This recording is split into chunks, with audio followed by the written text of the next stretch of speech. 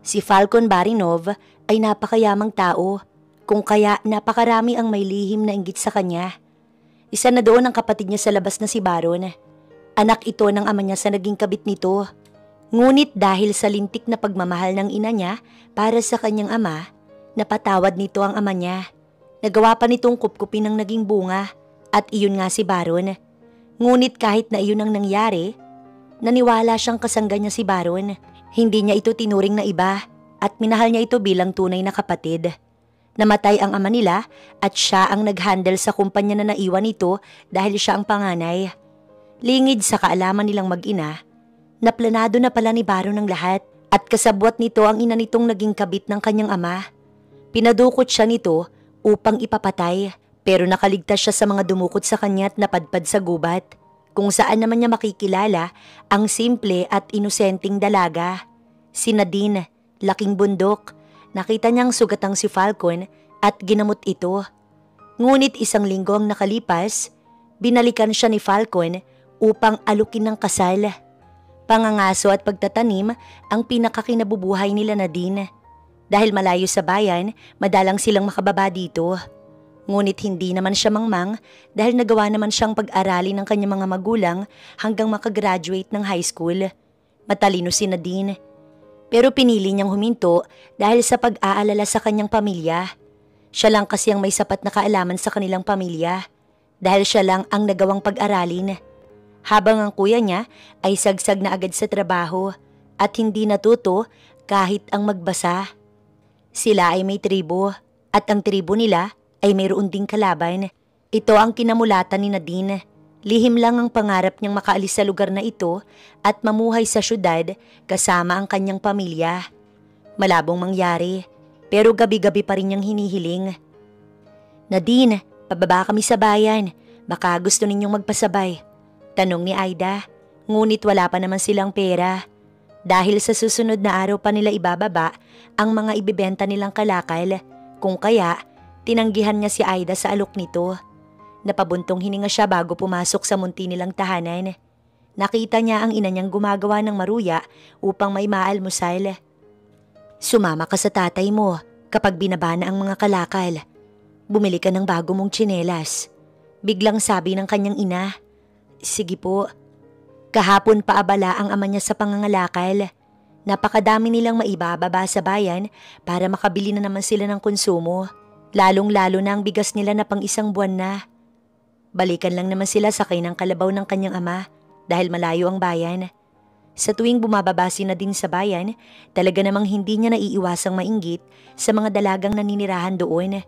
Hindi rin naman niya magawang sabihin sa mga magulang niyang nais niyang paninirahan doon. Dahil sa bundok ang kanilang ikinabubuhay. Mahalang gastos sa bayan at wala rin silang matitirahan. Ingat ka sa biyahe. Inayos pa ng ina ni Falcon ang kanyang necktie. Patungo siya sa binibili niyang lupa. Sinabihan niya si Baron na sumama upang makita din ito at kung pasado ba dito ang property na kanyang napili. Hindi naman niya itinuring na iba si Baron kahit na anak ito sa labas ng kanyang ama. Mabait din ang ina niya kay Baron at itinuring na sariling anak dahil sa pagmamahal nito sa kanyang ama. Bagay na ikinagagalit nga ni Falcon dahil kung siya ang masusunod ay nais niyang hiwalayan ng ina niya ang kanyang babaerong ama. Dahil na rin siguro sa malaking kasalanan nito, kaya binawian agad ito ng buhay. Pakiramdam niya, yun ang naging parusa ng ama niya. Hindi naman nila inilihim kay Baron na anak ito sa labas at nauunawaan naman ito ang sitwasyon. Ngunit dahil bata pa lang kasama niya na ito, kaya dikit na sila ni Baron. Bakit ba hindi makakasama ang kapatid mo? Takang tanong pa ng kanyang ina. Inaayos niya po kasi ang problema sa negosyo niya. Ngunit kung makakaya naman daw ng oras niya, susunod siya kung kinakailangan talaga. Ayos lang naman, kaya ko na po. Hindi mo na po kailangan mag-alala, ma. Paliwanag niya bago nagpaalam sa ina. Una na po ko. Sa labas na rin po ko magdi-dinner, kaya hindi na kailangan magluto pa para sa akin. Tumango naman ito bago siya niyakap. Wala siyang driver. Hindi naman na kailangan dahil marunong naman siyang mag-drive. Ngunit sa kalagitnaan, may mga humarang na armadong lalaki sa daan. Akala niya mga sundalo pero bigla na lang siyang puinwersa ng mga ito na lumabas. Wala siyang nagawa dahil armado ang mga ito. Akala niya gusto lang ng pera, kaya inalok niya ang mga ito. Pakawalan na ninyo ko. Sabihin na lang ninyo kung magkano kailangan ninyo. Ngunit sinikmuraan siya ng isa. Hindi pera ang kailangan sa'yo, kundi ikaw mismo. Hindi ka nasisikatan ng araw bukas. Pasensya ka na, trabaho lang. Wika pa ng isa bago siya binaril sa balikat. Balak pa sana siyang barilin ulit sa sentido nang muli siyang mag-offer. Gagawin kong triple. Pakawalan niyo na ako. Hindi ko kayo dadamay. Muli niyang alok sa mga ito. Nagdalawang isip ang tatlo at nag-usap-usap. Tila ba kumagat sa alok niya. Hindi siya pwedeng mamatay. Kailangan niyang malaman kung sino ang demonyong nagpapaligpit sa kanya. Bank transfer, ngayon na. Oras na madawit kami, babalikan ka namin. Banta ng pinakapinuno. Agad niyang tinransfer ang pera na hinihingi ng mga ito. Ngunit hindi pa daw siya pwedeng umuwi dahil kung uuwi agad ito, magiging dehado sila. Dapat ay maalis daw muna ang mga ito upang makasigurado. Pinatahak ng mga ito ang daan patungo sa bundok kung saan kailangan muna niyang maglagi para may oras ang tatlo na makatakas. Dahil sa tama ng baril at sa mga sugat na natamo ay nangihina si Falcon. Hindi rin sinabi ng tatlo kung sino ang taong nagnanais na magpapatay sa kanya. Siya na lang daw ang umalam dahil hindi naman daw ito nalalayo sa kanya. Bagay na labis talagang nagbigay ng isipin sa kanya. Tinahak ni Falcon ang patungo sa bundok. Halos 2 oras siyang naglakad hanggang sa nakaramdam na siya ng panghihina. Nagawa naman niyang patigilin ang pagdurugo dahil natalian niya ito. Pero may nakabaon na bala na nagpapahirap sa kanya. Naupo siya sa lilim ng isang malaking puno. Mabubuhay pa ba siya? Tila walang makakakita sa kanya sa lugar na ito kung mananatili lang siya dito. Gayak na! Baba na anak! Utos ng ama ni Nadine. Gumayak naman siya ng simpleng suot lang. Pumuesto na siya sa ginawang lagayan ng ama niya sa mga kalakal. May espasyo pa naman. Hindi pa man din nakakalayo, nakaramdam si Nadine na naiihi siya. Kung kaya'y pinahinto ng ama niya ang kalabaw. Sa isang puno sana siya iihi nang napasigaw siya sa gulat. Nakita niyang isang lalaki na walang malay, sugatan. Agad siyang pinuntahan ng kanyang ama. Bakit? Itinuro niya ang lalaki. Tay, may sugatan ho. Tatay, kawawa naman siya. Tulungan na po natin. Ngunit pinutol siya ng kanyang ama. Baka yan ay mula sa kaaway na tribo.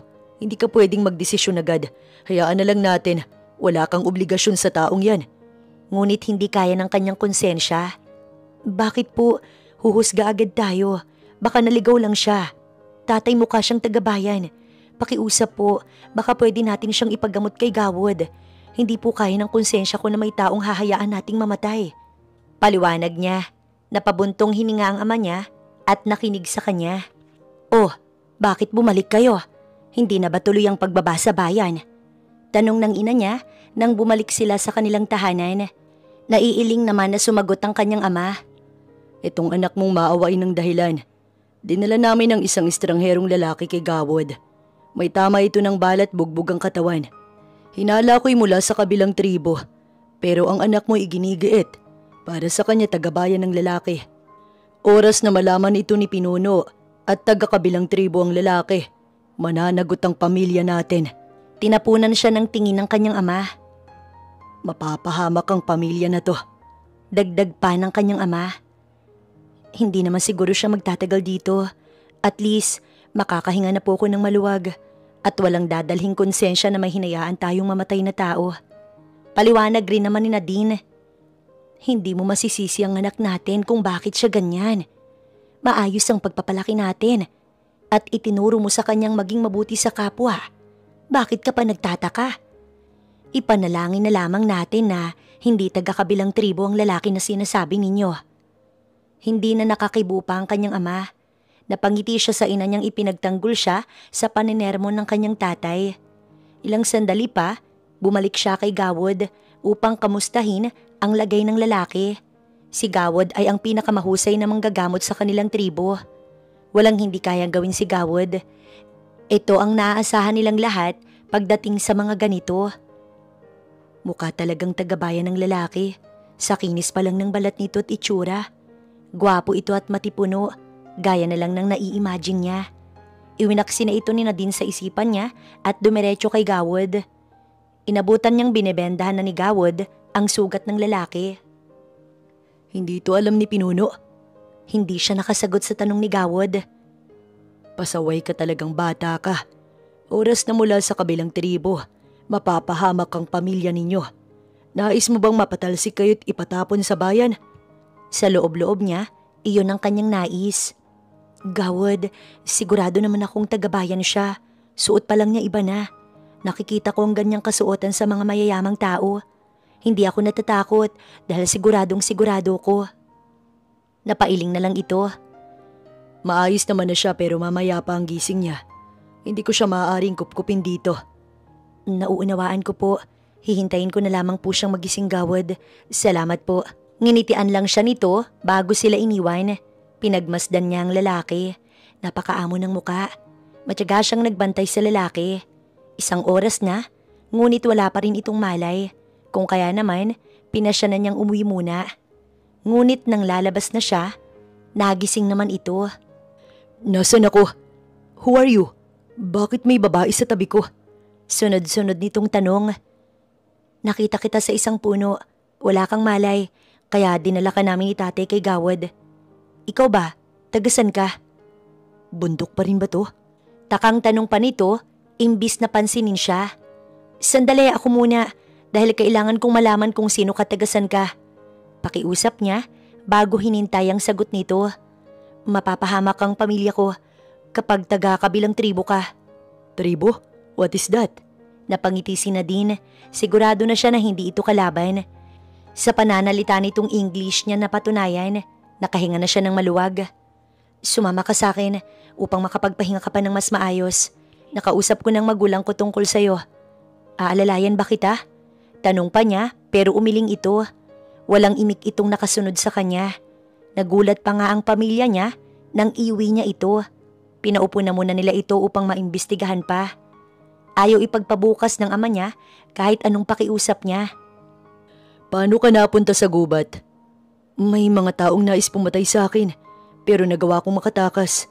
Dito ko pinapunta upang may sapat na oras daw sila para makatakas. Sana nga hindi nila tinangay ang kotse ko. Dapat i-report mo yan. Natatakot na sabat ng kanyang ina. Malayo ang bayan. 2 oras pa ulit pababa. Pwede kang sumabay sa amin ni Nadine kung makakaya mo agad.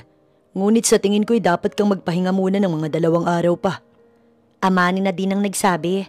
Dahil mahina pa rin naman talaga ang katawan nito, ay pumayag na ito. Naisa nang magtanong ni Nadine tungkol sa tinitirahan nitong lugar.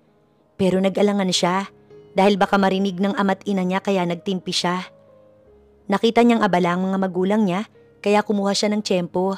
Nilapitan niya ang binata. Nadine nga pala, ako ang nakakita sa iyo kanina. Hindi kalayuan dito sa tahanan namin. Pababasa na kami ng bayan para magbenta ng mga kinalakal ng ama ko. San ka pala nakatira? Bakit interesado ka? Naku, hindi naman ako interesado sa'yo. Napakamot pa ito sa batok. Malayo kasi kami sa bayan, pero nag-aral din ako doon. Nasasabik lang ako na may napadpad na tagabayan dito. Gusto ko talaga ang mga malalaking building doon, hindi gaya dito na bundok at puro puno lang ang makikita. Napatitig ito sa kanya. Ibig sabihin nakatali na kayo dito? Hindi makapaniwalang tanong nito. Nakakalungkot man pero oo. Sa totoo lang, nais kong tumira sa lugar na may matataas na buildings, mga paaralan at mga pamilihan. Nakakatawang pangarap para sa iba. Pero para sa akin, yun ang paraan para maimulat ko sila sa hindi kami hanggang dito na lang sa bundok. Nadine, narinig pala siya ng kanyang ina. Nagulat siya at agad na humingi ng paumanhin. Pasensya na po, naikwento ko lang naman po. Oras na marinig ka ng ama mo, paniguradong mapapagalitan ka. Tumango siya at hindi na nagsalita pa. Si Falco naman, hindi mapaniwalaan ang sitwasyon ng mga taong to. Paano nila nagagawang mabuhay na nandito lang sa bundok? Walang telebisyon, ni walang mababalitaan na importanteng nangyayari sa bansa. Hindi niya kayang manirahan sa ganitong lugar. Hindi siya mamamatay sa bala. Pero sa paninirahan dito, maaga siyang mawawala. Babalik ako. Hindi man niya masabi, ito ang ipinangako niya sa kanyang sarili. Maganda ang loob ng pamilyang tinirahan niya ng 3 araw. Kung kaya babalikan niya ang mga ito at tutuparin niya ang nais ng dalagang si Nadine. Handa ka na ba? Tanong ng ama ni Nadine. Oho, tumango naman ito. Pababa na sila sa bayan ngayon kasama ang anak nito. Hindi na raw kasi maaaring magtagal pa ang mga kalakal dahil baka masira. Walang imik si Nadine pero kita niya sa mata nito ang kasiyahan ngayong pababa na sila sa bayan. Ganito ba talaga nito kagusto na manirahan sa mataong lugar? Samantalang siya, sawang-sawa na sa napakaingay na lugar na yon. Dito ang sakayan pa uwi sa inyo. Eto, dalhin mo na to para may maipanggastos ka. Inabot ng ama ni Nadine ang 500 piso. Nakabawas pa siya sa perang napagbentahan ng mag-ama. Dahil wala ng oras kung kukuha pa ng pera sa bangko, humingi na lamang siya ng paumanhin at sinabing gagantihan niya ang ginawang pagtulong ng mga ito sa kanya. Masaya ka na? Pabalik na sa bundok ang mag-ama. Tinutuko yata nito si Falcon. Masaya po dahil wala na akong dadalhin na konsensya. Bakit po ninyo na itanong, Tay? Akala ko kasi tipo mo si Falcon kaya... Pinutol niya ang nagbibirong ama. Tatay naman pogi po siya't matipuno pero hindi naman po ko basta mahuhumaling sa lalaki na hindi ko naman lubos na kakilala. Hindi naman pala bakit ganyan ka kagalit? Natatawang tanong pa nito na patuloy lang ang pangaasar sa kanya. Si tatay talaga? Naiiling na lamang si Nadine. Ba't si Bornek ba ang tipo mo? Tsak na lagi kang makakatikim ng karne kay Bornek dahil napakagaling niyang mangaso. Tinukso na naman siya nito sa nahuhumaling sa kanya na si Bornek. Ngunit hindi niya pansin ng binata dahil ang nais niya mula sa bayan ang kanyang mapapangasawa. Hindi naman sa ikinahihiya niyang kinalakhan pero napakataas kasi ng pangarap ni Nadine at alam niyang matutupad lang niya ito kung susubukan niyang umalis sa comfort zone nila. Nandoon ang mga oportunidad na hindi naman maunawaan ng kanyang mga magulang. Nakauwi naman sila ng maaga-aga. Dinatnan niya ang kuya niyang kauuwi lang. Sumama kasi ito sa pangangaso at 3 araw ding itong wala kung kaya naman hindi nito inabutan si Falcon. Napakalaki ng huli ng kuya mo. Tuwang-tuwa ang kanyang ina. Para po sa inyo yan. Binalingan siya nito. Lalo na sa maganda kong kapatid na si Nadine. Nakangiting sabi pa nito bago may inilabas pang karne ng baboy ramo. Eto naman, huli ni Bornek. Ipinabibigay sa'yo. Nawala ang ngiti ni Nadine. Sa silid na po muna ako. Napagod po ako sa pagbaba sa bayan Palusot niya bago pumasok na sa silid niya. Nakakainis. Bulong pa ni Nadine nang makapasok sa silid niya. Lumamlam ang mata niya at bumigat. Tila ba may babagsak ng mga luha. Nalulungkot na naman kasi siya. Ganito siya tuwing masisilayan niyang ganda ng kabihasnan. Siya lang ang nakakaintindi sa sarili niya. Hindi man lang maunawaan ng magulang niya na pwede naman silang mamuhay ng masaya kahit wala sa bundok. Samantalang si Falcon ay nakauwi ng maayos. Hindi matigil sa pag-iyak ang ina niya nang maikwento ang nangyari sa kanya. Tol! Niyakap siya ni Baron. Dapat sinamahan na kita. Dapat isinantabi ko na ang trabaho ko. Pasensya na, Tol. Hindi na ulit kita hayaang mag-isa. Hindi ako makakapayag na mangyari ulit yun. Hahanapin ko ang taong may nais na pumaslang sa'yo. Baron, ayos na ako. Nakaligtas naman ako. Tsaka wala kang kasalanan. Nai-report na namin ni Mami ang nangyari at hinayaan ko ng pulis na mag-imbestiga.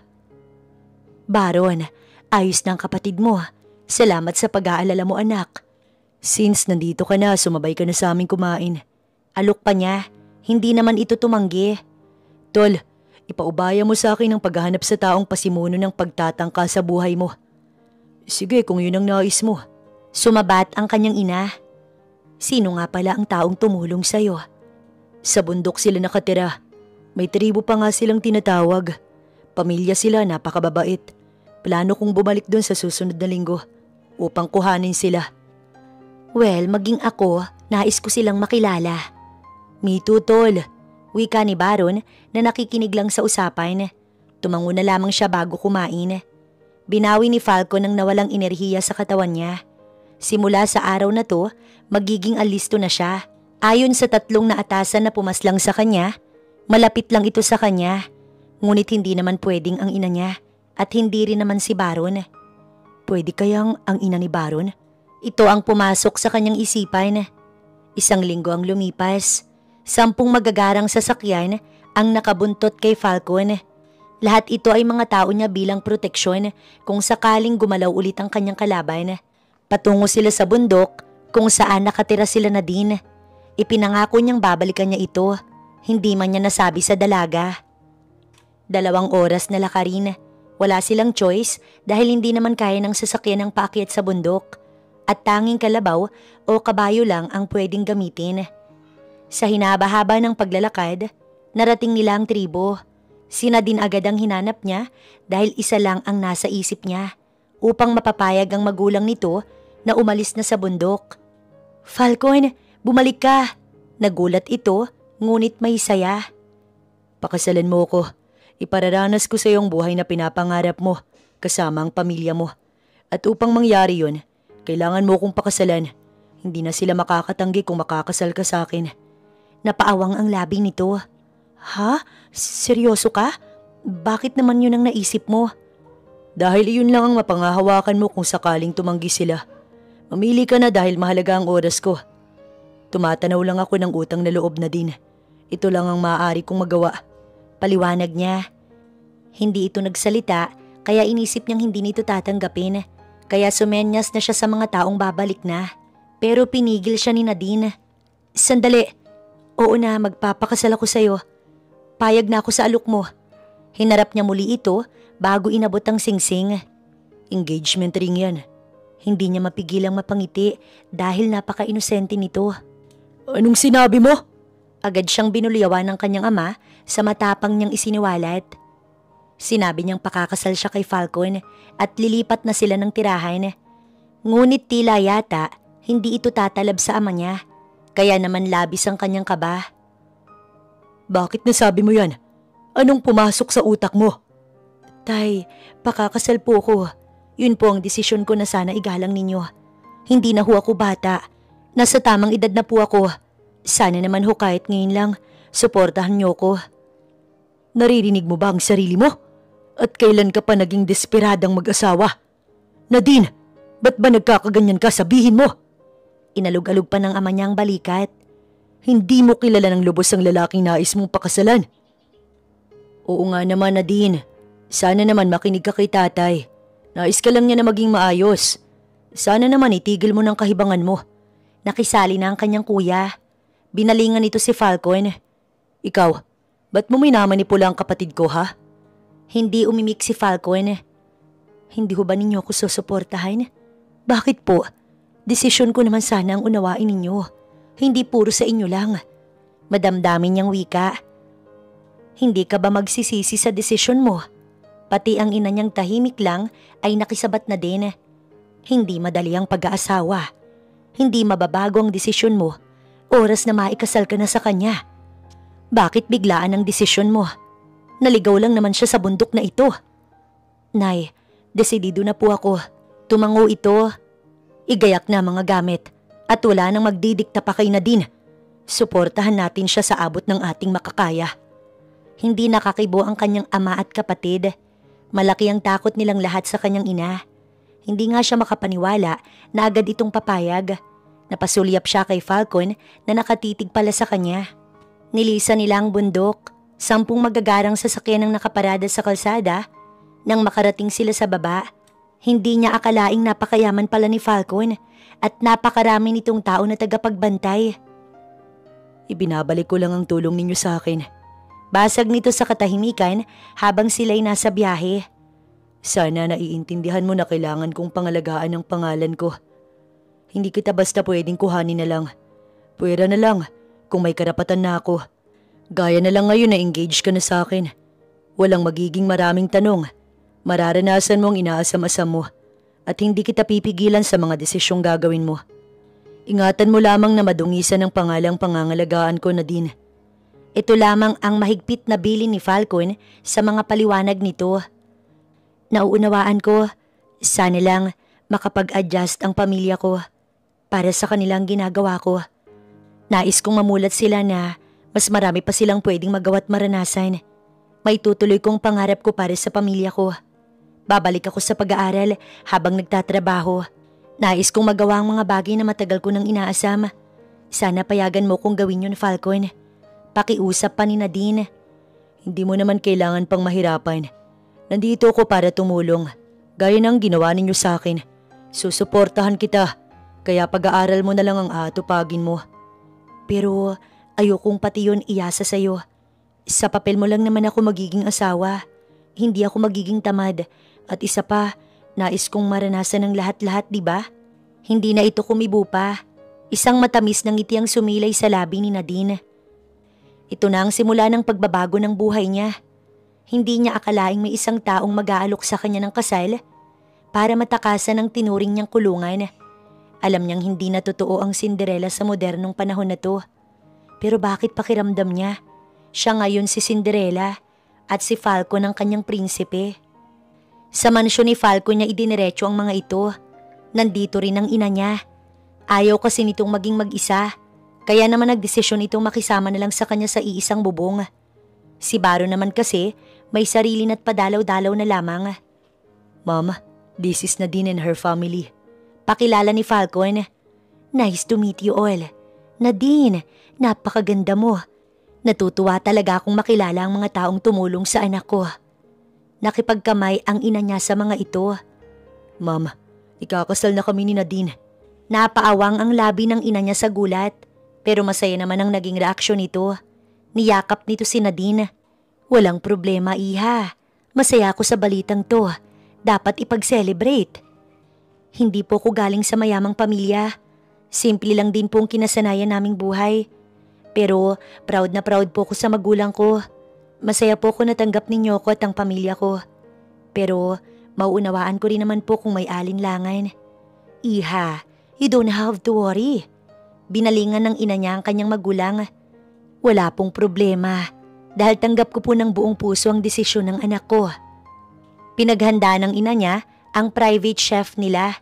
Napakadaming nakalagay na pagkain sa table. Hindi maitago ang saya ng kanyang mami. Inasikaso nito ang pamilya ni Nadine. Nakita niya sa mata ni Nadine ang saya, hindi man ito magsalita. Tinawagan nila si Baron upang makilala din sila Nadine, pero bukas pa daw ito available. Inunawa naman niya si Baron dahil may ibang araw pa naman.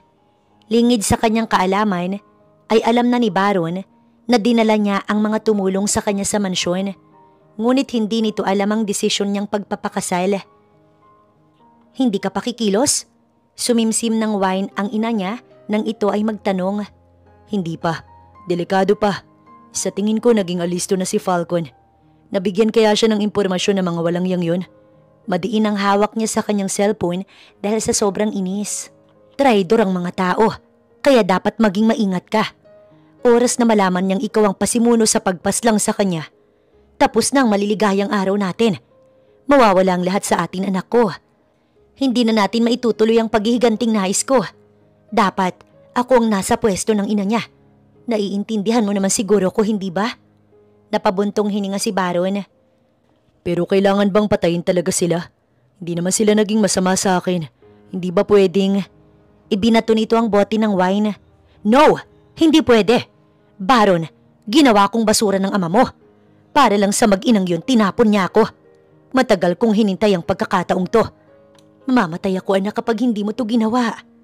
Mariing napapikit si Baron bago binawi ang mga sinabi niya sa ina upang hindi na ito matuliro. Natagpuan ni Baron ang sarili niya sa puntod ng kanyang ama. Galit na galit siya sa ama nila ni Falcon dahil ito ang may kasalanan sa lahat. Nasasaktan siya para sa mga hirap na dinanas ng kanyang ina. Pero hindi niya magawang mamuhi sa kinilala niyang ina na siyang nagpalaki at nagbihi sa kanya. Tinanggap siya nito ng buong buo at itinuring na tunay na anak. Habang si Falcon, maayos naman ang pagsasama nila bilang magkapatid. Pero paano naman ang tunay niyang ina? Hindi niya ito maaaring pabayaan. Ipaghihiganti niya ito, hindi dapat siya nagdadalawang isip. Sinusunod na lang dapat niya ang kanyang ina. Dahil kung hindi niya ito ipaghihiganti, magpapakamatay ito. Nakontento ka na lang sana para hindi ganito ang nangyari. Sinuntok niya ang lapida ng kanyang ama. Tumutulo ang luha ni Baron dahil kahit paano, nasasaktan siya na kailangan niyang patayin si Falcon. Wala itong kaalam-alam na siya ang traidor na inaalam nito. Pagaksyang natawa bago pinahid ang luha. Bumalik na siya sa kotse. Dumudugo ang kamao niya, ngunit hindi niya ito ininda. Dumiretso na siya sa mansyon ni Falcon. Alas 9 pa lang, kaya alam niyang hindi pa tulog si Falcon. Ngunit napakunot ang noo niya nang makita niyang isang babae na prenting nakaupo sa couch at abala sa pinapanood nitong Animal Planet na channel. "Who are you?" Takang tanong niya. Iniisip niya kung bagong kasambahay ba ito ng mag-ina. Napatingin ito sa kanya. Napansin nito ang dumudugo niyang kamay. Tumutulo kasi sa tiles, kaya naman napatayo ito sa gulat. "Dumudugo, maupo ka, ikukuha kita ng first aid." Natataranta pa ito. Nakabalik rin naman agad ito, pero hindi niya ito sinunod at nakatayo lang siya. "Ayaw mong umupo? Paano ko magagamot ang..." Tinabig niya ang kamay nito. "Sino ka? Tinatanong kita." "Pwede bang mamaya mo na lang itanong? Dumudugo kasi ang kamay mo." Hinawakan nito ang kamay niya at sinimulang linisin ang sugat. Nakatitig lang siya sa babae. "Baron?" Napalingon siya kay Falcon na nakatitig pala sa kanila. Ngunit ang babae, hindi pinansin si Falcon at itinuloy nito ang paglilinis sa kanyang sugat. "What happened?" Wala, napaaway lang." Pagsisinungaling niya. "Ayos na, hindi na yan mae-infection." Wika ng babae. "Sino ba to?"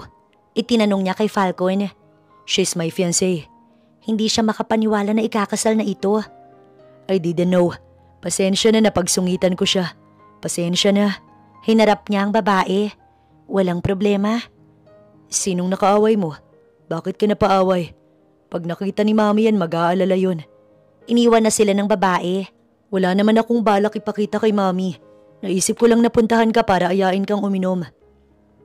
Nadine is surname. Sinimulan siya nitong kwentuhan. "Nakilala ko siya sa bundok, kung saan ako nakarating at sugatan." "Love at first sight ba yan, bro?" "No, ibinabalik ko lang ang tulong nila. Gusto niyang mamuhay sa matao at maranasan ang buhay dito. Hindi alam ni mama, so pwede bang ate na lang to?" Tumango si Baron. Bigla siyang nahiya kay Nadine. Masungit siya pero mahinahon pa rin ito na para bang nauunawaan siya nito.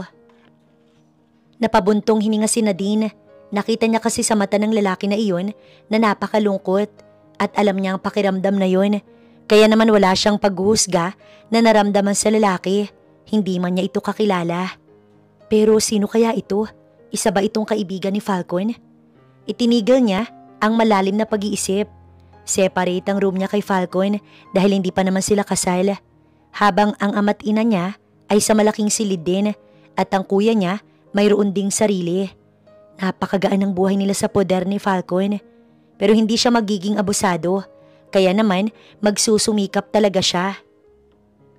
Maagang gumising si Nadine upang tumulong sa gawaing bahay. Akala niya siya lang ang maaga, pati pala ang kanyang magulang. Ayon sa mga helper, mapapagalitan daw sila. Pero nakiusap sila na pabayaan na lang sila kasi hindi sila sanay na walang ginagawa. Siya naman ay sasamahan ni Falcon para sa pagpapasa niya ng requirements sa admission niya. "Paano pala ang trabaho ko? Pwede na ba akong maghanap ngayong araw din?" "Don't worry about that. May bibigay na akong trabaho sa'yo. But tsaka na yon, dapat na muna nating ihanda ang kasal para makapag-focus na ako sa trabaho." Pumayag naman siya. Inihanda nila ang kasal sa loob lamang ng 1 linggo. Simpleng kasal lang ang hiniling niya upang mas mapadali dahil nais na niyang mag-focus sa pag-aaral at sa magiging trabaho niya. "Dito ang honeymoon ninyo." Tuwang-tuwa ang ina ni Falcon nang ibigay nito ang tiket nila para sa napili nitong lugar. Sa Pinas lang din naman, pero sa Siargao kasi kaya kailangan nilang mag-eroplano. Wala silang tutol dahil alam nito mahal nila ang isa't isa kaya sila nagpakasal. Pumunta sila sa Siargao at mag-iilang araw sila dahil 3 days vacation ang pinili ng ina ni Falcon. Pagdating sa hotel ay parang lantang gulay si Nadine sa sobrang pagod. Imbis na mamasyal, natulog na lang siya. Sa sobrang haba nga ng tulog niya ay alas 8 na siya ng gabi nagising. Muntik pa nga siyang mapasigaw dahil katabi niya si Falcon. Naalala lang niya na asawa niya na nga pala ito. Hindi na lang dapat siya magpakita ng mali siya upang hindi niya ito ma-provoke. Madahan siyang paalisan sa kama nang maramdaman niya ang kamay nitong hinapit ang kanyang bewang. Nanlaki ang mata niya at ang tibok ng puso niya ay talaga namang bumilis. "Legal na kitang asawa. Hindi ba natin gagawin ng honeymoon? Tanong nito bago siya inibabawan. Halos malunok ni Nadine ang dila niya dahil hindi siya makapagsalita. Nakatitig lang siya kay Falcon habang ang paghinga niya hindi na normal. Hinagkan siya nito pero ayaw kumilos ng kamay niya para ito'y itulak. Hindi nanlalaban ang kanyang puso. Huli na para manlaban pa siya dahil nasisiyahan na siya sa idinudulot na pakiramdam ni Falcon sa buong katawan niya. Nadiligan na siya. Grabe ang katakot-takot na sermon na ginawa ni Nadine sa kanyang sarili. Hindi niya sukat akalain, nabubukad din pala siya sa lalaki na ito. Dapat ba mag 3 days pa dito o bumalik na agad? Tanong ni Falcon na parang wala lang dito ang nangyari sa kanila. Ikaw ba? Utal niyang tugon dahil nahihiya siya. Ikaw ang magdedesisyon. Sa tingin ko naman, kailangan mo rin ng pahinga. At sayang naman kung hindi natin masusulit ang regalo ng mami mo. Kaya manatili na lang muna dito. Paliwanag ni Nadine. Pero kung may mahalaga kang gagawin, pwede namang pinutol siya nito. Mahiga ka na lang muna. Hindi mo kailangang pilitin ang sarili mo. Ako na magluluto ng almusal. Nakapamili na ako kanina. Sabihin mo lang kung hindi mo na kaya ang pakiramdam. Dadalhin na kita sa hospital. Magaan ang kanyang pakiramdam. Napakaayos ng trato ni Falcon sa kanya. Bilang sagot, tumango na lamang siya na may bahagyang ngiti. Samantalang si Falcon ay nag-a-acting cold and nothing happened lang sa harapan ni Nadine. Pero sa totoo lang, hindi talaga siya makapaniwala na siya ang una nito. Ibinigay ni Nadine ang sarili nito sa kanya, kahit wala naman iyon sa usapan. Simula nang may mangyari sa kanila, tila ba may nag-iba sa kanya. Para siyang naging ibang tao sa hindi niya malamang dahilan. Naputol ang pag-iisip ni Falcon nang tumawag ang isa sa mga naatasan niyang lihim na mag-imbestiga. Hindi pinababayaan ni Falcon ang tungkol sa pag-alam niya sa kalaban. Hindi siya makakapayag na maisahan na naman siya kung sino man ito. Pinaiimbestigahan niya ang ina ni Baron. Matagal na itong walang komunikasyon kay Baron. Yun ang alam ni Falcon, kung kaya ito lang ang naiisip niyang kaaway sa ngayon.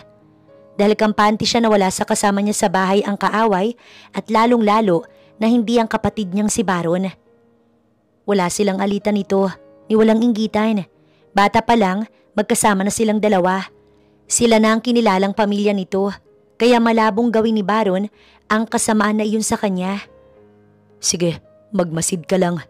Ito ang binilin niya bago binaba ang tawag. Dinalhan niya ng almusal si Nadine matapos niya itong maluto. Nakukonsensya nga siya dahil nahihirapan ito, pero mapapawi din naman yun kalaunan. Pumasok siya sa silid at nakita itong nakatingin lang sa bintana. Dahil tanawang karagatan ay talaga namang napakaganda. Almusal na. Nakuha niya ang atensyon ito. Napakaganda dito. Nakakatuwang pagmasdan ng mga ibon, no? Bakit pakiramdam ko malungkot ka pa rin? Hindi niya maiwasang itanong. Sumubo muna ito. Napansin niya ang pag-agos ng mga luha nito. Naawa lang ako sa pamilya ko. Nakulong ang isipan nila sa lugar na yon. Para silang pinagkaitan ng mundo. Sobrang ganda sa labas pero natatakot sila. Nauunawaan ko na iyon ang kinagisnan namin. Lalong-lalo na sila. Ngunit mas marami pa sana silang mararanasan ni hindi nga nila naranasang bumoto. Hinayaan lang ni Falcon si Nadine. Para sa mga taga-bayan, kakaiba kami. Nakakaawa kami sa mga mata nila. At nasasaktan ako kapag iniisip ko yun. Maswerte ako na pinayagan nila ako mag-aral at makatapos ng high school. Yun ang dahilan kung bakit namulat ako sa napakagandang mundo na to. Bigla na lang nagkusang kumilos ang kamay niya. Tinuyo niya ang luha ni Nadine. Iparanas natin sa kanilang mga yun. Nandito ako. Maaari mo kong sandalan. Hindi ko kailanman huhusgahan ng pamilya mo. Niyakap siya ni Nadine. Hindi ko alam kung bakit. Sobrang bait mo sa amin. Pero salamat talaga. Balang araw, makakabawi din ako sa'yo. Ngunit para kay Falcon, hindi mahalaga yun. Masaya siya sa ginagawa niya.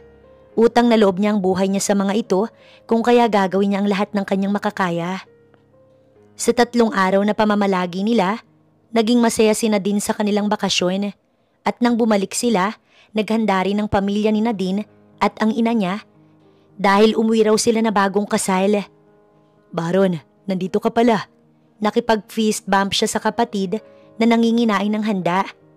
Masarap luto ni Mami. Pwede ko bang palampasin? Binabati kita, Tol.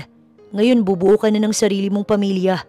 Nakakatuwa naman dahil inaasahan ko agad na may magiging pamangkin ako. Natawa si Falcon. Palabiro ka talaga. Naiiling pa siya bago tinikman ang pagkain na nasa plato nito. Manguha ka nga doon. Inaagawan mo pa ako eh. Natawa na lang siya. Nilapitan niya ang kanyang ina na abala sa pag-uutos sa mga helper. Si Nadine ay nahagip ng kanyang mata si Baron. Nalaman niya na kapatid pala ito ng asawa niyang si Falcon. Upang makabawi sa pag-aakalang tropa lang ito, lumapit siya dito. Baron, marami pang pagkain. Kain ka lang. Ikaw pala, sige salamat. Busog na rin ako dito eh. Napatango-tango si Nadine. Sinulyapan niya ang sugat nito. Masakit pa ba? Ito? Hindi na, salamat sa iyo ah. Napabilis ang paggaling dahil sa ginawa mo. Kamusta naman? Maganda ba ang napili ni Mami na place? Oo, sobrang ganda. Natawa pa si Nadine nang maalala niya na takot pala si Falcon sa dikya. Nagawi ang tingin niya nang mapansin si Falcon na nakatingin pala sa kanila. Bakit parang naiinis ang ekspresyon nito? Ngunit hindi naman talaga ito palang ngiti, kaya naman binaliwala niya. Bandang 11:00 ay pahinga na ng lahat. Sa iisang silid na sila ni Falcon. Nauna na siya dahil kausap pa nito si Baron at nagiinom pa. Bukas kasi ay simula na ng pasok niya, kaya kailangan niyang maging handa. 6:00 pa lang, gising na siya. Ginayak na niya ang mga kailangan dahil idadaan siya ni Falcon sa university na napili nito.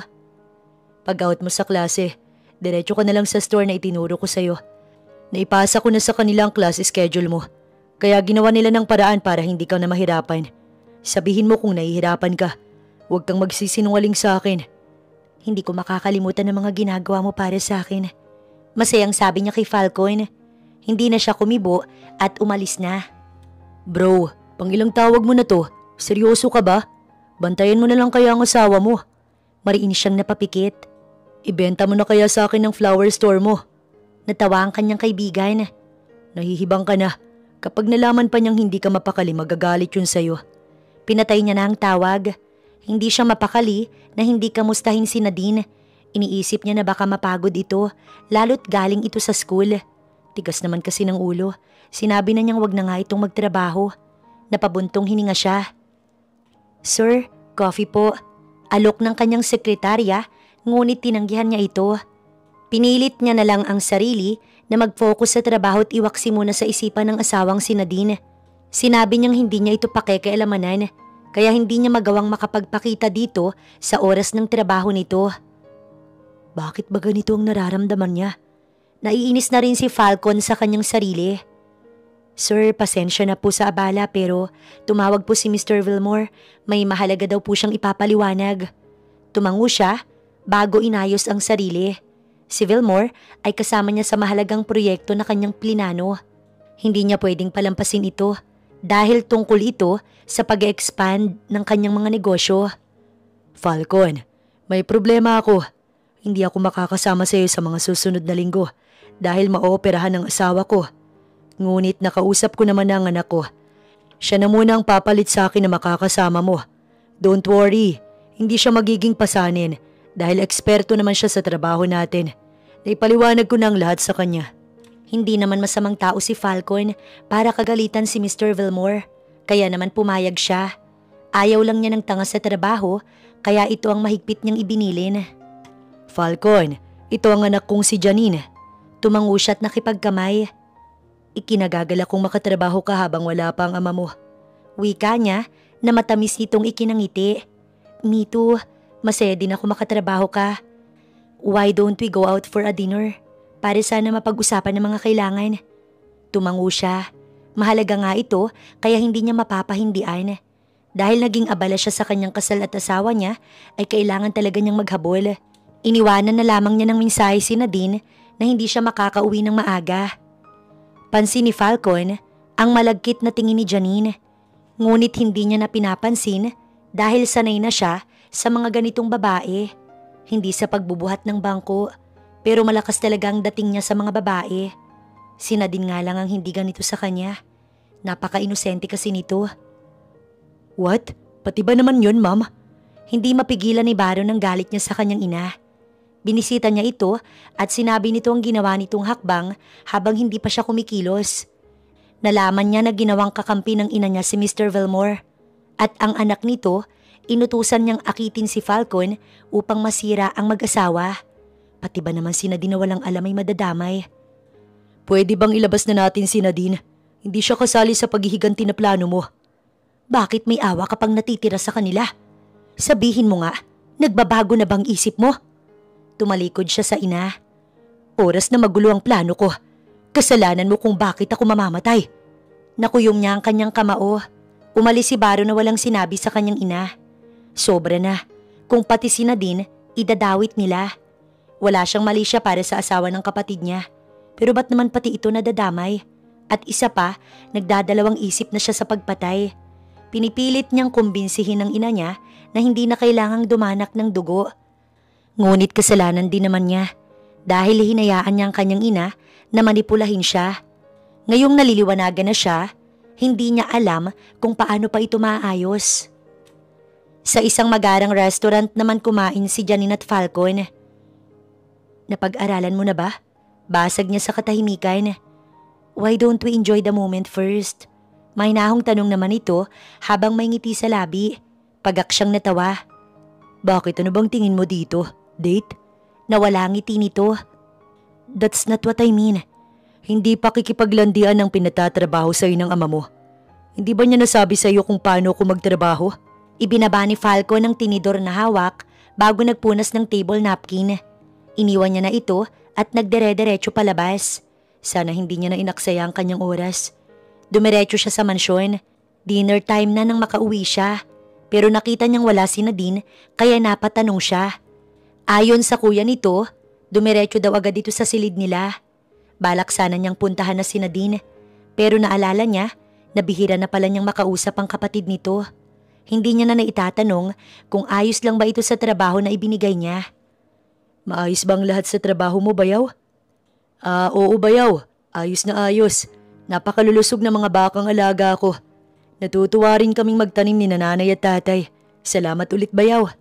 Ngumiti lang siya bago nagpaalam. Ibinili kasi niya ng farm ang pamilya ni Nadine upang hindi sila naiinip. Doon naglalagay ang magulang ni Nadine na hindi naman kalayuan dito sa mansyon. Dito lang sila nagdi-dinner upang hindi nalulungkot ang ina niya, pero doon natutulog ang mga ito. Tumungo na siya sa silid. Mahimbing ang tulog ni Nadine at natawa pa nga siya dahil nakanganga pa ito. Tinabihan niya ang kanyang asawa. Hinaplos niya ang buhok nito habang pinagmamasdan ito. Sobrang dami niyang ginagawa ngayon, pero kahit anong pagod niya, kapag nakita niya ang asawa, napapawi ito. Masama na ba ito? Tanong ni Falcon sa kanyang sarili. Mali ba itong nararamdaman niya? Dapat bang itigil o pigilan niya? Ngunit paano niya pipigilan ang puso niya ngayon lang nakadama ng ganito?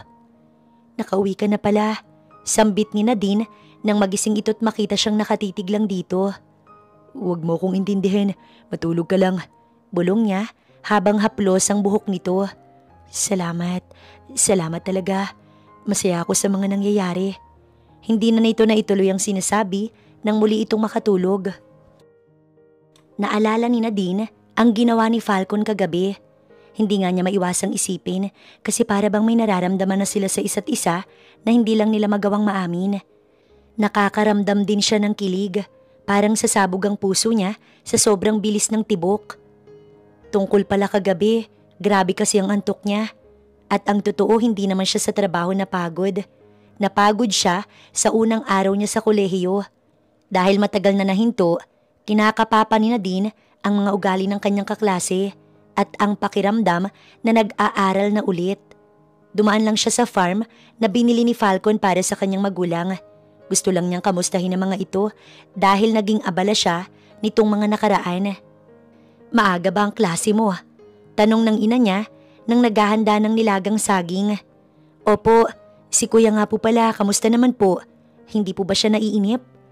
Ayos na kami dito, hindi mo na kailangan mag-alala pa. Gusto lang namin maging kampante ka na sa asawa mo at sa pag-aaral mo. Gawin mo lang ang ninanais ng puso mo, anak ko. Gabi-gabi ako nagdarasal upang magpasalamat na tamang lalaki ang ibinigay niya sa'yo. Napangiti na lamang siya bago nagpaalam na din matapos kumuha ng 4 na pirasong saging upang maging recess niya mamaya pag break time. Dumiretso siya sa shop bandang 3:00 dahil maaga namang natapos ang klase nila. Ngunit imbis na paggawain, pinagmeryenda na muna siya ng mag-asawa. Ayaw ni Falco na mamayat ka. Sabi naman namin, hindi ka mababawasan ng timbang dito dahil mahilig din akong kumain. Chinichika pa siya ni Carmen. Ito ay ang asawa ng kaibigan ni Falcon. Dahil 4 na buwan na itong buntis, sinasamahan ito ni Arjo. Sweet na sweet nga ang dalawa. Nakakatuwang pagmasdan. Ngunit hindi pa natatapos sa pagkain si Nadine. Bigla na lamang sumulpot si Falcon. Napataas ang kilay niya pero ang puso niya napakasaya nang ito'y makita. Hindi lang siya nagpahalata dahil ayaw niyang siya ang mauuna. "O pre, napabisita ka?" Tanong ng kaibigan niyang si Arjo. Maagang natapos sa trabaho. Tanging sagot nito bago siya nilapitan. "Maupo ka na lang, ako nang kikilos. Ipahinga mo ang sarili mo dahil pagod ka sa school. Ayaw kong umuwi ka na naman ng pagod." Bili nito bago tumulong na kay Arjo. Sweet din pala siya, no? Ang akala ko, pagsusungit lang ang alam niya. Nakakakilig naman. Bulong ni Carmen sa kanya habang kinikilig ang ekspresyon nito. Sweet naman asawa ko pero hindi ko pa rin maiwasang mainggit. Pahabol pa nito, hindi siya nakasagot. Wala naman kasi siyang masabi kaya ngumiti na lamang si Nadine. Napapaawang ang labi ni Nadine kapag nasisilayan ang matipunong braso ni Falcon. Nakasando na lang kasi ito at pawis na. Nakakaakit ang katawan nito. Naalala tuloy niya ang gabing pag-angkin ni Falcon sa kanya. Hindi na iyon nasundan. Sinampal bigla ni Nadine ang kanyang sarili. Baliw ba siya? Bakit naman niya iisiping mauulit yun? Nahihibang na siya. Napabuntong hininga pa siya bago iwinaksi ang tingin sa asawa. Samantalang ang ina ni Baro na lihim ng kumikilos ay pinatawag si Janine. Hindi ba niya kinagat ang pagpapakyut mo? Umiling ito bago sumagot. Mahirap ang sinasabi mo. Napakahirap niyang kunin. At kahit nga yata maghubad ako sa harapan niya, baliwala lang ako sa kanya. Natawa ito at tila ba nasasaktan. Nitapakan ng ego nito. Iyon ang nakikita niya sa dalaga. Bakit kaya hindi mo subukang asawa niyang lapitan? Iyon ang itarget. Paniniwalain mo siya na may affair kay ni Falcon. Hindi ba't mas madali yun? Balita ko'y pinag-aaral siya ni Falcon. Mas better naman ako sa asawa niya. Pero bakit ang hirap niyang kunin? Pero sige, susubukan ko. Ngunit hindi ko maipapangako kung magagawa ko silang masira. Labas na ako once na mabigo ako. Tumango na lang siya. Sumulpot si Baron at narinig pala nito ang kanilang usapan. Itutuloy mo pa rin ang estupidong plano na yan. Labasin na din sa galit mo sa kanila. Bakit ba ipinagtatanggol mo ang babaeng yon? Dahil mabait siya at naiintindihan niya ako. Wala siyang alam at walang kasalanan. Kaya pwede bang ilabas mo na lang siya? Hindi. Lahat ng konektado sa pamilya nila makakaranas ng hinagpis ko. Pagak na natawa si Baron. Pati ako? No, you're my son. Inilayo ka ng ama mo sa akin at inagawan ako ng babaeng iyon ng pagiging ina. Pero naiisip mo ba minsan na minahal nila ako ng tunay nilang? Pinutol si Baron ng kanyang ina. Hindi mo pwedeng gamitin sa akin ang punyetang rason na yan. Hindi ka niya minahal. Hindi ka talaga niya mahal. Yan ang tatandaan mo. Natakot lang siya na masira ang pamilya niya. Kaya pinilit niya ang kanyang sarili. Minamanipula na naman siya nito. Pero hindi ko yun naramdaman. Pagiging inang naramdaman ko sa kanya na minsan, hindi ko naramdaman sa'yo. Dahil nilayo ka nila. Until now naman po, ngayong malaki na ako, pakiramdam ko, ang layo-layo mo pa rin sa akin. Ang una mong ginawa'y pagpaplano sa paghihiganti. Hindi mo naisip na bumawi sa akin. Ginagamit mo lang naman ako para sa plano mo, di ba? Pero sa tingin ko, hindi ko na hukayang gawin. Ayaw kong saktan ng mga taong walang ginawa kundi mahalin ako. Naririnig mo ba ang sarili mo? Nauunawaan ko na ang lahat. Matapang niyang sagot. Pwede bang maging masaya na lang? Si Dad ang dapat sinisisi mo. Ngunit kahit anong gawin mo, lumalabas na kabit ka lang niya. Na ikaw pa nga ang sumira sa kanila. Wala ka namang dapat ihabol eh. Masakit man ito para sa kanya, pero kailangan din itong malaman ng ina niya. Baka sakaling matauhan. Hindi pa naman huli ang lahat. Pwede pang bumawi. Minahal ko lang ang dad mo. Maayos naman kami pero nabuo ka. Doon na nagbago ang pakikitungo niya. Tinatapos niya ng relasyon namin. Mahal niya daw ang pamilya niya. So paano na ako? Paano rin po ako? Binigay mo ko sa kanila ng walang pagdadalawang isip. Huwag ka lang iwan ni dad. Nasabi niya sa akin na gusto mo akong ipalaglag. Pero pinanindigan niya ako't kinuha. Magulo lang ang isip ko that time. Kaya ko naisip yun. Babawi naman ako sa'yo. Matapos lang ang plano ko. Hindi na ho kailangan. Wala na akong balak na sumama sa gusto mo. Tumalikod na si Baron. Magpapakamatay ako. Desisyon na po ninyo yun. Malamig niyang tugon. Imbis na umuwi diretso sa mansyon, ay sa isang klase restaurant siya dinala ni Falcon. Well, basta sa isip niya, normal na gabi lang to. Walang anumang meaning. Baka trip lang ni Falcon na mag-dinner sa labas. Kasama siya dahil gutom ito. Hindi siya pwedeng mag-isip ng kung ano-ano. Ayaw niyang maging filingera. Inayos niya na din ang sarili niya at seryoso lamang na nakaupo habang sinusuri ang menu. Wala naman talaga siyang alam sa mga pagkain na nakasulat sa menu. Basta para sa kanya masarap ito dahil pang mayaman ng restaurant. Bestseller nilang steak. Baka gusto mo? Tanong ni Falcon nang mapansing hirap siyang mamili. Sige, steak na lang. Inabot na nito sa waiter ang menu bago sinabi ang order nila. Umalis na ito nang masabi ang oras na kailangan nilang hintayin. Ipag-takeout mo na rin ang mga magulang mo at kapatid mo. Hindi na. Mukhang mahal dito. Napakamot pa siya sa batok. Hindi rin naman. Pinutol siya ni Falcon sa dapat niyang ipapaliwanag. Huwag mong isipin ang presyo. Worth it naman dito. Hindi na siya nakakibo. Sobrang awkward ng nararamdaman ni Nadine at hindi niya magawang tumingin kay Falcon. Namayani ang katahimikan, ngunit binasag rin ito ni Falcon. Isipin mong date to. Ha? Utal pa niyang tanong. Date ito at hindi normal na dinner lang, Nadine. Hindi ko maipaliwanag sa'yo ngayon, pero iyon ang nararamdaman ko sa mga oras na to. Hindi alam ni Nadine ang isasagot niya kung kaya pinili niyang manahimik. Dumating ang order nila. Tinidor lang ang nadampot niya. Hindi niya alam na hinihiwa pala ito. Akala niya kasi ay elegante na siyang tignan kahit tinidor lang ang kanyang gamit. Ngunit nakita niya si Falcon na hinihiwa ang steak at nang mahiwa, pinalit nito ang plato sa kanya. Para hindi ka na mahirapang maghiwa, medium rare ang pinaluto ko. Sabihin mo lang kung hindi mo gusto. Pwede kong iutos sa waiter na i-well done na lang. Ayos na to, salamat sa'yo. Hindi ito kumibo. Sinimula na nitong kumain, kaya kumain na rin siya. Nabusog talaga si Nadine at sobrang nasiyahan siya. Hindi naman niya napigil si Falcon na orderan ang kanyang pamilya.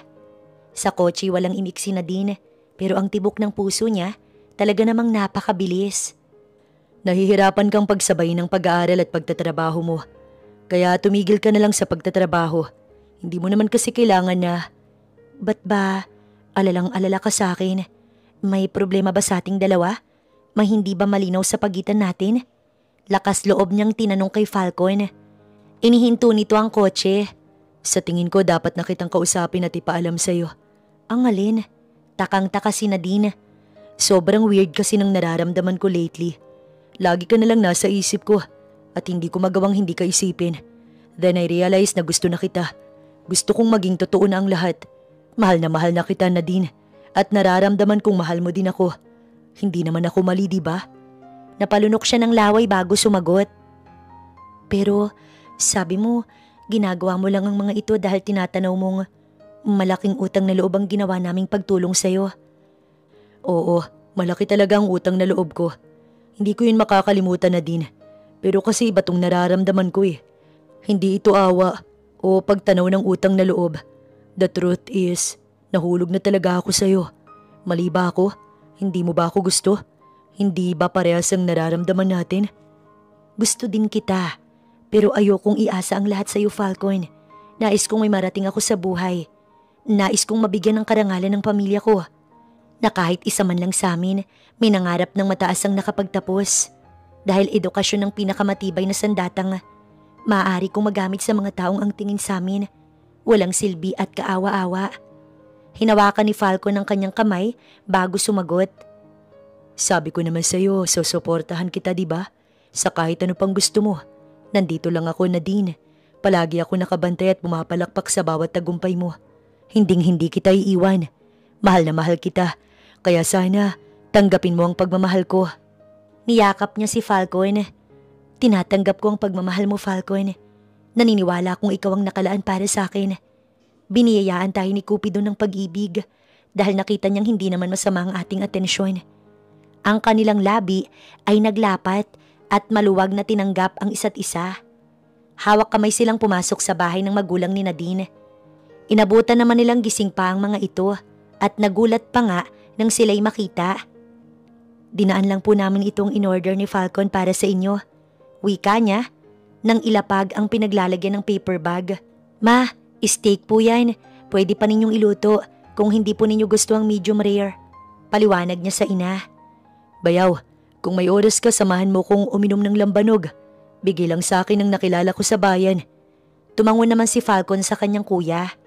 Isang oras din silang nanatili dahil nasiyahan si Falcon na makipagkwentuhan sa kuya at sa kanyang ama. Bandang 10:00, umuwi na rin sila dahil gabing-gabi na. Sa silid nila'y walang umiimik, para kasing umiinit ang pakiramdam nila kahit na ang lakas naman ng aircon. Ayaw rin namang umimik ni Nadine dahil baka madulas lang ang kanyang dila. Dahil sa mga oras na to, ang muni-muni niya ay tungkol sa nangyari sa kanilang mag-asawa. Tulog ka na ba? Tanong ni Falcon.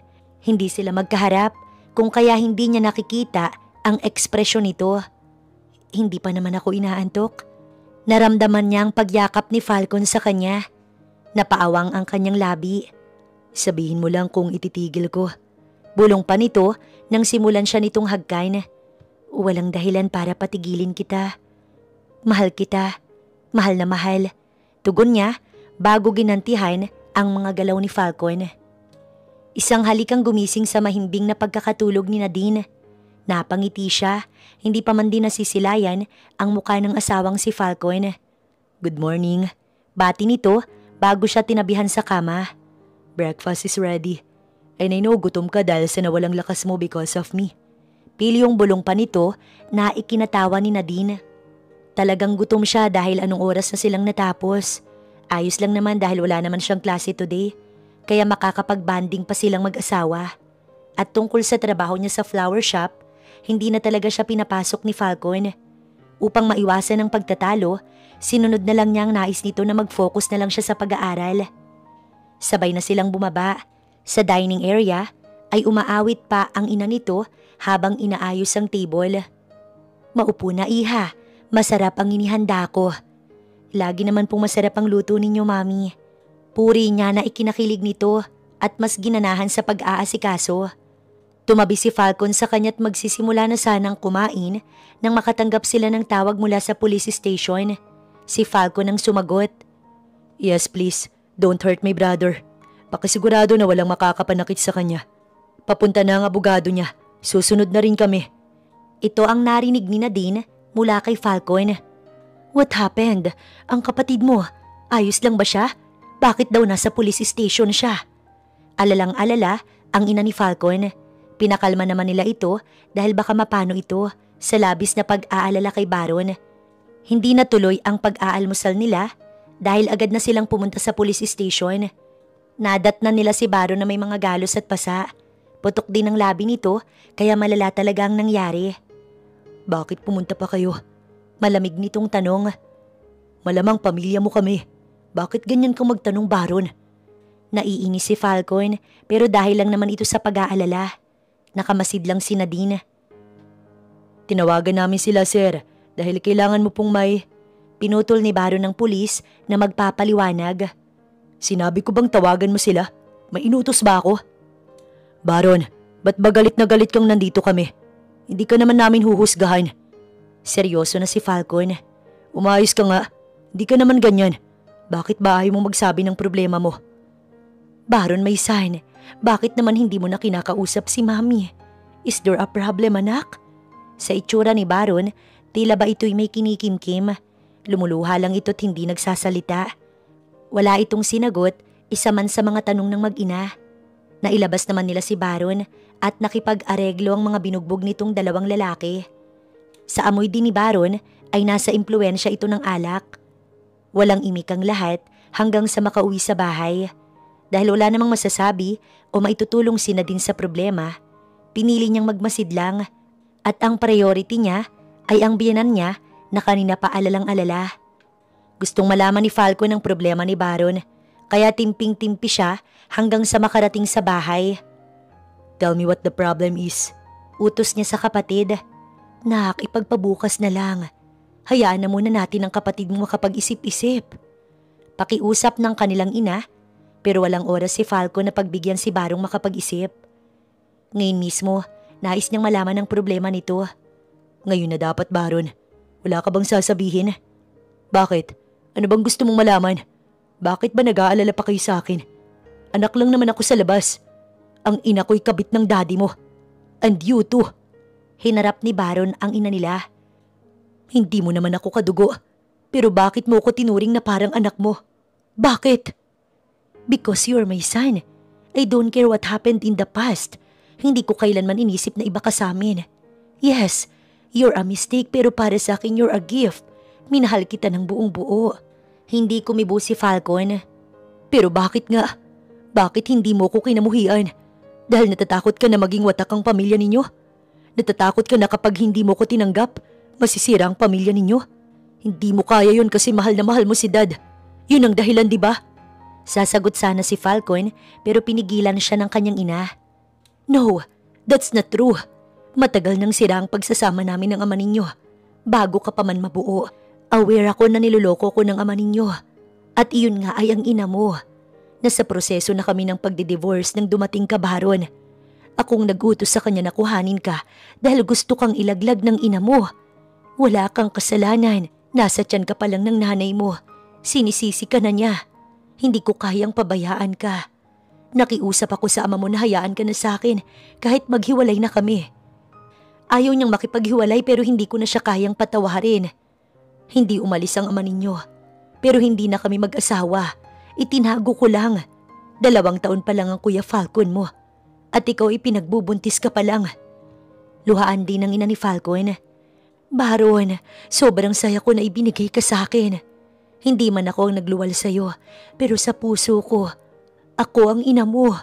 Kaya hindi totoong ginamit lang kita para mag-stay ang daddy ninyo. Divorce na kami ng daddy ninyo matagal na. Pero nakiusap siya na wag na lang sabihin at hayaan siyang bumawi sa inyong dalawa. Matagal ko na ring napatawad ang ina mo. Napaluhod si Baron habang humahagulgol. Sa tangkang pagpatay kay Falcon, kasabwat ako. Si Mama ang may plano nun. Hinayaan ko siyang manipulahin ako dahil akala ko ginagamit mo lang ako. It's all my fault na pinag-isipan ko ng masamang mga ginawa ninyo para sa akin. Sorry, pasensya na talaga.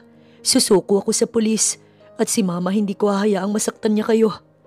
Hindi makapaniwala si Falcon sa narinig niya. Si Baron ang traidor? So tama nga ang hinala niya na ina nito ang mastermind. Nahimatay ang ina nila sa mga revelasyong nalaman. Umiiyak na sinisigawan sila ni Nadine dahil parehas silang natulala. Ano ba? Bakit nakatulala lang kayo? Si Mami, kailangan natin siyang dalhin sa hospital. Parehas silang natauhang magkapatid. Isinugod ang ina ni Falcon sa isang private hospital. Wala silang kibong magkapatid na hindi nila kayang pag-usapan ang nangyayari. Si Nadine na lang ang bumasag sa katahimikan na bumabalot sa kanila. Sana naman itigil na muna ninyo ang mga nararamdaman ninyong galit. Para na lang sa mami ninyo, please lang. Siya kasing nahihirapan sa sitwasyon na to. Siya itong mas apektado. Hindi ba ninyo yung nakikita? Nakayuko lamang si Baron na tila ba umiiyak din. Baron, tinitigan nito ang kapatid niya. Hindi mo man lang ba pahalagahan ng mga taong totoong nag-aalala sa'yo? Bakit hindi mo yun makita? Bakit mas pinaniwalaan mo pa yung mama mo na hindi ka naman pinili? Bakit nagawa mong hayaan at suportahan ng ina mo na patayin ang sarili mong kapatid? Garalagalang boses ni Nadine. At ikaw, bumaling naman ito sa kanya. Hindi mo na ba mapapatawad ang kapatid mo? Dahil ba sa pagkakamaling nagawa niya hindi mo na siya kapatid? Bakit ba ginagawa ninyong komplikado? Hindi ba pwedeng magmahalan na lang? Oo, mali ang ginawa ni Baron pero natauhan na siya. Nasasaktan ako makita na nasisira na ang maganda ninyong samahan. Nadudurog ang puso ko para sa ina ninyo. Napaupo sa panghihina si Nadine. Tumahan ka na. Magiging maayos din ang lahat. Tinabihan niya ito. Napahagulgol ito habang siya yakap.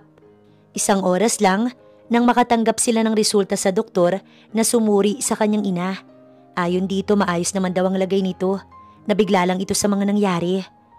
Gising na ito nang pumasok sila sa silid. Baron, Falcon, lumuluha na naman ito. Tinabihan nila itong dalawa at hindi sila kumikibo. Ayaw din namang ipakita ni Falcon na nadudurog din ang kanyang puso. Gustong-gusto na niyang umiyak pero hindi niya magawa. Pinipigilan niya ang sarili dahil pakiramdam niya kailangan niyang maging malakas at matatag sa ganitong sitwasyon. I'm sorry po. Hindi ako karapat-dapat na maging anak ninyo. Wala akong utang na loob. Tol, pasensya na talaga sa nagawa ko. Malaking kasalanan ang nagawa ko sa iyo. At alam kong batas ang dapat na humatol sa kasalanan ko. Hindi mo kailangan mag-alala dahil ako na ang kusang susuko. At ipinapangako kong hindi na matutupad ang plano ni Mama. Tumigil ka nga sa sinasabi mo. Hindi ka susuko. Hindi ka pupunta sa pulis na iintindihan mo. Pag-uusapan natin ng maayos to, Baron. Ayokong masira ang samahan natin bilang magkapatid. Ayokong madurog palalo ang puso ni Mami. Sana iwaksi mo sa isipan mo na hindi ka namin minahal. Ikaw ang kapatid ko. Wala akong pakailam kung hindi iisa ang ina natin. Basta ang alam ko kapatid kita. Ang mga anak ko. Babagsak ng mga luha ni Falcon pero agad siyang tumingala upang hindi ito matuloy. Nakalabas ang ina ni Falcon kinabukasan lang din. Asikasong-asikaso ito ng kanyang asawa. Pati ang mga magulang ni Nadine ay nag-aalala. Kung kaya nakiusap ang ina ni Nadine na ito nang maghahanda ng pagkain hanggang sa makarecover ang kanyang ina. Hawak ni Falcon ang 2 bote ng Red Horse. Nakita niya si Baron na nakatanaw sa labas kaya naisip niyang bigyan ito at nang makapag-usap na rin sila ng silang 2 lamang. Tol, ikaw pala tol. Napatango siya bago inabot ang 1 bote. Hindi ka makatulog? Tanong niya. 11:00 na rin kasi. Si Nadine nga ay mahimbing ng tulog. Galing din siya sa silid ng kanilang ina. Hindi pa ako dinadalaw ng antok eh. Para akong binabangungot kahit gising ako. Iniisip mo pa rin bang nangyari? Baron, hindi naman ako galit. Nagulat lang ako at aminadong nasaktan sa inamin mo. Hindi ko lang maisip na magagawa mo yun. Pero naisip ko rin na wala namang perpektong tao. Natakot ako, tol. Sinabi niyang magpapakamatay siya kapag hindi ko sinunod ang mga gusto niyang mangyari. Akala ko tamang desisyon ang ginawa ko na muli siyang kausapin. Ngunit imbis na iparanas niya sa akin ang pagiging ina niya at bumawi sa mga nasayang na taon, paghihiganti ang nais niya. Ginamit lang pala niya ako, lalo pa nang sabihin ni Mami na gusto akong ipalaglag ng tunay kong ina. Para akong binuhusan ng malamig na tubig. Mahal kita, kapatid kita eh, at mahal na mahal ka rin ni Mami. Mahal niya tayo kaya sana alisin mo sa isip mo na hindi ka niya mahal o itinuring na anak. Babawi ako tol, pangako. Inakbayan niya ito. Sige na, matulog ka na. Ipahinga mo na ang isip mo.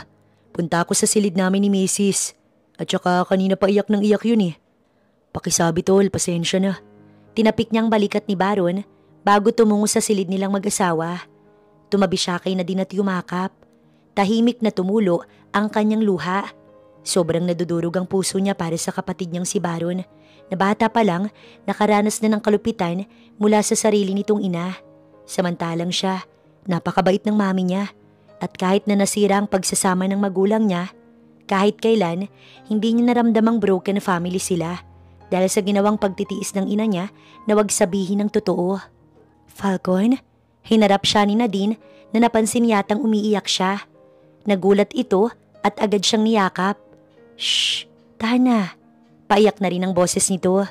Hinayaan na siya ni Nadine na umiyak ng umiyak. Hinimas-himas lang nito ang likod niya. Ngayon lang niya nagawang umiyak at ngayon lang may taong nasa tabi niya kahit sobrang bigat na. Iniisip pa lang niya kung wala si Nadine sa tabi niya. Kaya ba niya? Parang hindi niya kaya kung wala ang kanyang asawa. Salamat dahil nasa tabi kita. Please, don't leave me. Sana hindi ka magsawa sa ugali ko. Pangako, pipilitin kong maging perfect husband. At kung bibiyayaan agad tayo ng baby, magiging the best daddy ako. Shh, oo naman. Naniniwala ko na magiging best daddy ka. Ngunit hindi ko nais na pilitin mong maging perfect husband dahil tao ka lang. Masaya akong ikaw ang naging asawa ko. Wala na ako nakikitang ibang lalaki na makakasama ko. Hanggang sa huling hininga ko kung di ikaw lang. Napangiti si Falcon kahit na lumuluha pa rin siya. Naging maayos ang magkapatid. Napanatag na ang loob ni Nadine. Pero ang ina pala ng dalawa'y hindi pa. Inaya siya nito na may pupuntahan lang. Dahil hindi ito maaaring umalis mag-isa, kailangan talaga nitong isama si Nadine. Sa isang magarang bahay, nag-doorbell ang biyenan niya. Lumabas ang isang sopistikadang babae. May edad na rin, ngunit baka sa mukha nito ang gulat nang masilayan ng biyenan niya. "What are you doing here?"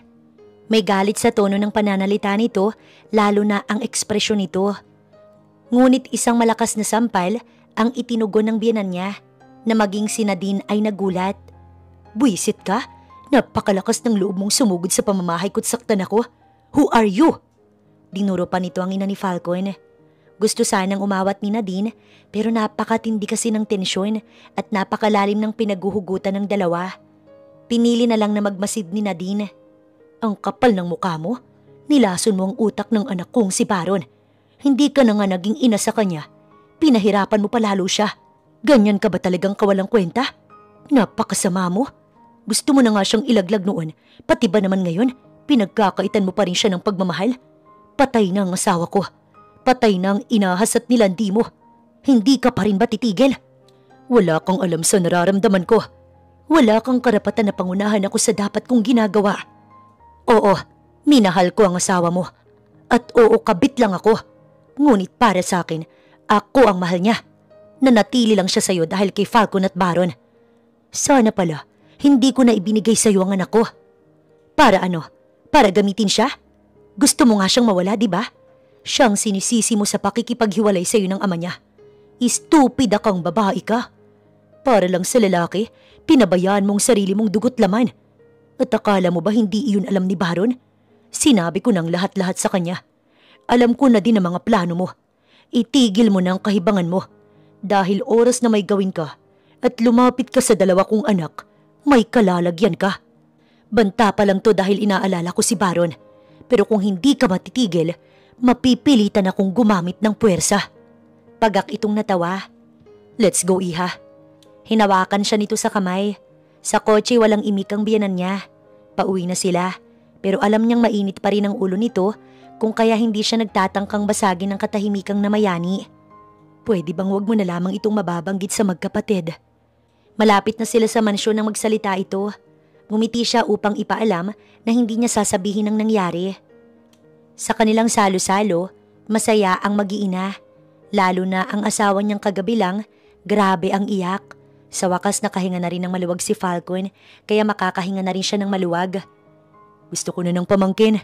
Nasamid si Nadine sa biglang sinabi ni Baron. Oo nga naman, me too. Gusto ko na rin ng apo. Sana naman iyon ang focus ninyo. Sumabat na ang ina ng mga ito na mas lalo tuloy niyang ikinahiya. Gusto ko po munang mag-focus si Nadine sa pag-aaral niya. I'm willing to wait. Ayaw kong ipagkait sa kanya ang kanyang pangarap. Susuportahan ko siya hanggang sa abot ng aking makakaya. That's my brother. Hindi naman siya sweet noon pero dahil sa'yo, para na siyang magkakadiabetes. But after that, sana naman may pamangkin na ako. Pasaring pa ni Baron. I will support you, iha. Salamat po. Tugon niya na parang sasabog ang puso niya sa sobrang kaligayahan. Dahil sa pinangako ni Falco na hihintayin siya nito, ay ginalingan lalo ni Nadine. Walang tigil ang pag-aaral niya, ni walang klase na pinalalampas. Taon nang lumipas, masaya pa rin naman silang mag-asawa at mas tumibay ang pagsasama nila. Wala pa man silang anak dahil inuna ni Nadine ang pagtatapos, hindi ito naging problema sa kanila. Binabati kita, tol. Inakbayan pa siya ni Baron. Nakatanaw kasi siya habang lumalakad si Nadine paakyat sa stage upang mag-speech dahil magna cum laude. Araw ng pagtatapos nila Nadine, kung kaya napakasaya talaga ni Falcon para sa kanyang asawa. Si Nadine ang batiin mo, wag ako. Naiiling na tugon pa niya habang ang mata nakafocus lang sa napakaganda niyang asawa. Ikaw din dapat. Hindi biro ng 4 na taong paghihintay sa asawa mo. Ngunit hindi ka naging selfish at hinayaan mo siyang maranasan ng mga bagay na Akala niya hindi niya na mararanasan. Proud ako sa'yo dahil inunawa mo siya imbis na magalit ka. Bakit parang ang drama mo today? Biro pa niya sa kapatid. Ikaw nga araw-araw corny at sweet pero hindi kita pinupuna. Natatawang sagot ni Baron. Natapos ang speech ni Nadine na talaga namang napakaganda. Sa mansyon ng celebration, kasama ang pamilya nito, hinayaan lang muna ni Falcon si Nadine sa moment nito. Dapat ay mag-inom, wika ng ina niya nang may ilabas itong alak. Iha, proud na proud ako sa'yo. Dahil tapos ka na at ready ka ng mag-baby, kailangan nating magsaya. Tumingin si Nadine sa kanya upang humingi ng permiso. Nginitian niya naman ito upang malaman nito na dapat lang itong magsaya at lasapin ang tagumpay na nakamit nito. Habang umiinom ang ina't asawa niya, sila muna ni Baron ang nagkukwentuhan kasama ang kapatid ni Nadine. Samantalang ang ama't ina nito hindi umiinom kaya nakikiharap lang. Bayaw, salamat. Napatingin siya sa bayaw niya na bigla na lamang nagsalita. Para sa naman bayaw? Para sa pagsuporta sa kapatid ko. Salamat sa inyo dahil naranasan niya na ang mga pinapangarap niya lang noon. Sinusuportahan ko lang ang asawa ko kung saan siya masaya, bayaw. Tuloy-tuloy lang ang kwentuhan nila nang bigla siyang tawagin ng ina ni Nadine. 1 oras lang ang nakalipas. Iho, lasing na ang asawa mo. Pagpahingahin mo na siya. Sige po, ma. Nakita niya itong namumula na sa kalasingan. Halina sa kwarto, lasing ka na. Napangiti ito at siya'y niyakap. Itong asawa ko napakabait. Mahal na mahal ko to. Mahal kita. Mahal na mahal din naman kita. Dahil hindi na nito kayang lumakad, kinaragan niya na ito. Madahan niya itong inihiga sa kama. Bakit umiiyak ka? Tanong niya nang marinig itong sumisinghot-singhot. Dahil napakabait mo. Mahal na mahal mo ko. Hinintay mo ko't sinuportahan ng walang reklamong naririnig sa'yo. Pinalalakas mo ang loob ko palagi ni hindi mo ko iniwan. Dahil asawa kita't mahal na mahal kita. Sige na, magpahinga ka na. Ngunit bigla na lamang siya nitong hinila. Ready na ako mag-baby. Huwag ka nang gumamit ng proteksyon. Natawa si Falcon. Lasing ka lang. Pwede namang bukas na, sige na. Ngunit siniil siya nito ng halik. Wala na siyang pinalampas na sandali at gumanti na rin sa kanyang asawa. Masakit ang ulo ni Nadine kinaumagahan. Pati pechay niya'y tila ba mahapde. Sobra yatang ginawa nila kagabi. Nagulat siya nang makita si Falcon na parenting nakaupo at nagbabasa ng dyaryo. Hinihintay pala siya nitong magising. Nakakagulat ka naman, bakit hindi ka man lang magsalita? Gusto mong magsalita ako? Willing naman akong ikwento ang lahat-lahat sa'yo. Ginapang mo ko't pinilit mong may mangyari. Sabi ko wag na't pagod ako. Ngunit nagpumilit ka dahil sabi mo. Stop! Sinungaling ka. Hindi naman kita pinilit, no? Tsaka bakit ko naman gagawin yun? Hindi naman ako. Natigilan siya nang maalala ang ibang detalye. See? Sabi ko sa'yo eh. Sige na, breakfast na. Aya pa nito bago binaba ang hawak nitong dyaryo. Nahihiya siya't hindi makatingin sa asawa. Hindi lang niya sukat akalain na magagawa niyang ayain ang asawa niya dahil sa impluensya ng alak. Hindi na siya iinom. Ito ang pangako ni Nadine sa sarili habang tulala sa hapagkainan. Handa naman na talaga siya. Grabe lang kasi agad-agad niyang naaya ang kanyang asawa. Lumipas ang 1 buwan, nakaramdam na si Nadine ng kakaiba. Nakapag-exam naman na siya at hinihintay na lang ang resulta. Ngunit naging maselan siya sa pagkain pero matakaw naman siya sa gustong-gusto niya. Pati nga amoy, silan na siya at madalas na mawala sa mood. Lately, paborito niyang kagalitan si Falcon. Ito na nga lang ang nagpaparaya at umaalis. Umiiyak din siya sa mga simpleng bagay lang na para sa kanya ay napakalalim. Napansin din ito ng inay niya kaya nagpayo itong magpiti siya at ang resulta ay positive. Buntis na nga si Nadine. Grabe ang iyak ng ina ni Falcon sa magandang balita. Handa naman na silang mag-asawa at planado na ito. Masaya sila na sa maikling panahon lang, biniyayaan agad sila. Natupad naman ni Nadine ang pangarap niya kaya kampante na siya. Ngayon naman, magpo-focus muna siya sa binubuo nilang pamilya. Napakapalad niya na si Falcon ang naging asawa niya. Kaya talaga namang ipinagpapasalamat niya ito ng buong puso at hinihiling na sana hanggang sa pagtanda nila manatili ang kanilang pag-ibig.